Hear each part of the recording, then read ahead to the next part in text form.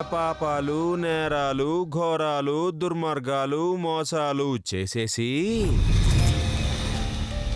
ఏ పాపం తెలియని మా వదినల మీదకి ఆ నేరాల్ని నెట్టేసి నువ్వు తాపీగా మా అమ్మ ముందు నుంచుని దేవతలాగా బిల్డప్ ఇస్తున్నావు కదా.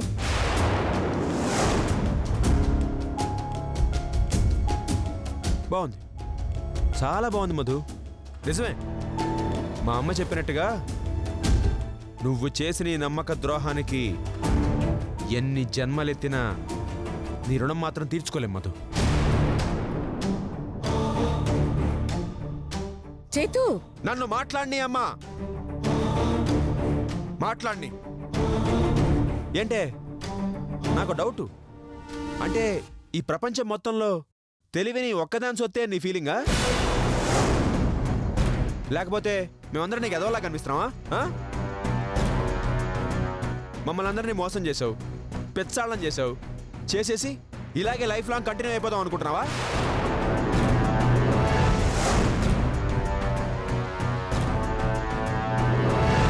నువ్విచ్చిన ఈ పెన్ను నిన్నే పట్టిస్తుందని నువ్వు ఊహించలేదు కదూ.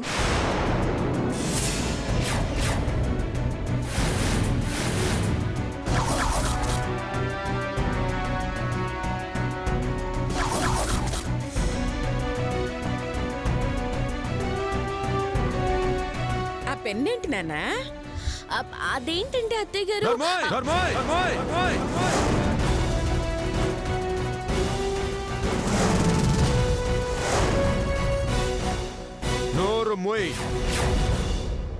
అమ్మా, మన రహస్యాలు తెలుసుకోవడానికి, మనల్ని అడ్డంగా ఇరికించడానికి మైక్రోచిప్ ఉన్న ఈ పెన్నుని అది నాకిచ్చింది.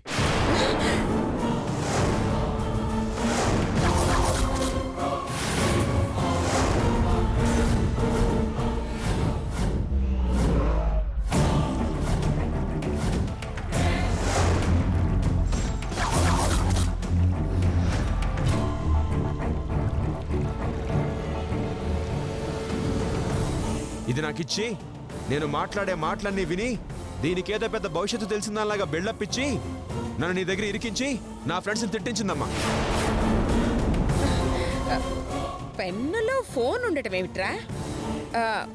మధు, ఇది కొంటే ఈ పెన్ను వాచ్ గిఫ్ట్గా వచ్చాయి కదా.